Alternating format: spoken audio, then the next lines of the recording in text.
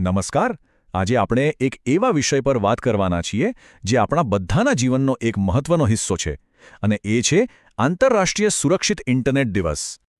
વિચારો ઇન્ટરનેટ આજે આખી દુનિયાને જોડી રહ્યું છે, પણ આ બધાની વચ્ચે એક મોટો સવાલ ઊભો થાય છે. શું આપણે ઓનલાઈન ખરેખર સુરક્ષિત છીએ? આ એક એવો પ્રશ્ન છે જેનો જવાબ શોધવો આજે ખૂબ જ જરૂરી બની ગયો છે. તો ચાલો સૌથી પહેલા એ સમજીએ કે આ ડિજિટલ દુનિયા છે શું અને ઓનલાઈન સુરક્ષા માટે એક ખાસ દિવસની જરૂર કેમ પડી.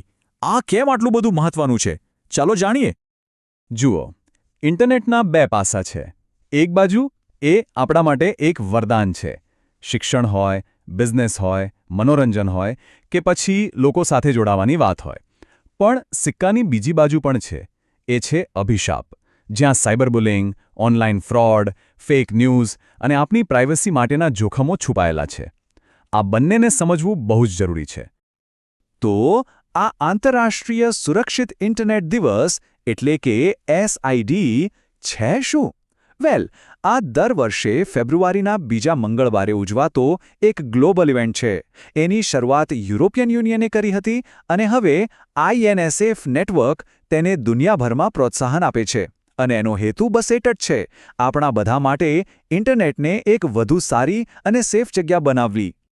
હવે આગળ વધીએ અને વાત કરીએ ઓનલાઈન જોખમોની. આપણા સોશિયલ મીડિયા ફીડ્સ અને ઇન્ટરનેટ બ્રાઉઝિંગમાં કયા ખતરાઓ છુપાયેલા હોઈ શકે છે? ચાલો એને ઓળખીએ. ઓનલાઈન દુનિયામાં ઘણા જોખમો છે, જેમ કે સાયબર બુલિંગ એટલે કે ઓનલાઈન હેરાનગતિ. પછી આવે છે ફેક ન્યૂઝ અને ખોટી માહિતી જે ખૂબ જ ઝડપથી ફેલાય છે. ફિશિંગ અને ઓનલાઈન ફ્રોડથી તો કેટલાય લોકો છેતરાય છે. એટલું જ નહીં, આપણી ઓળખની ચોરી થવાનો કે આપણે અંગત માહિતી લીક થવાનો ભય પણ હંમેશા રહે છે. આ બધાથી સાવચેત રહેવું જ પડે. એક વાત હંમેશા મગજમાં રાખવા જેવી છે. ઓનલાઈન દેખાતી દરેક વસ્તુ સાચી નથી હોતી. આ એક સિમ્પલ પણ બહુ જ પાવરફુલ વાક્ય છે. ઇન્ટરનેટ પર કંઈ પણ જોતા કે વાંચતા એના પર આંધળો વિશ્વાસ ક્યારે ન કરવો. સારું, આપણે સમસ્યાઓ વિશે તો ઘણી વાત કરી, પણ હવે વાત કરીએ એના સમાધાનની. આપણો આગલો વિભાગ છે તમારું ડિજિટલ સુરક્ષા કવચ. અહીં આપણે એવા પ્રેક્ટિકલ સ્ટેપ્સ વિશે જાણીશું જેનાથી આપણો ઓનલાઈન અનુભવ સુરક્ષિત બની શકે છે. તો આપણે આપણી જાતને કેવી રીતે સુરક્ષિત રાખી શકીએ? ચાલો જોઈએ કેટલાક સરળ ઉપાયો. પહેલું, હંમેશા સ્ટ્રોંગ અને યુનિક પાસવર્ડ રાખો. બીજું, તમારી પર્સનલ માહિતી જેમ કે એડ્રેસ કે ફોન નંબર એ ઓનલાઈન શેર કરવાનું ટાળો.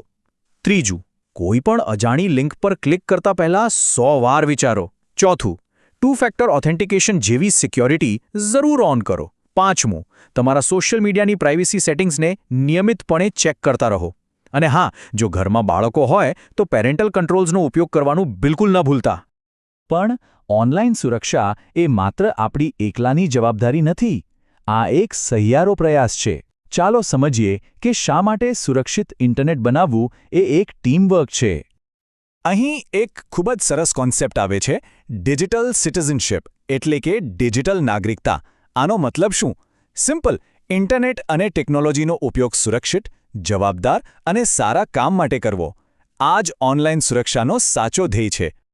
અને આ બધી વાત વિદ્યાર્થીઓ માટે તો ખાસ મહત્વની છે. કેમ? કારણ કે આજે તેઓ જ ઇન્ટરનેટના સૌથી મોટા યુઝર્સ છે. Social media, online games, AI tools બધું જ તેઓ વાપરે છે.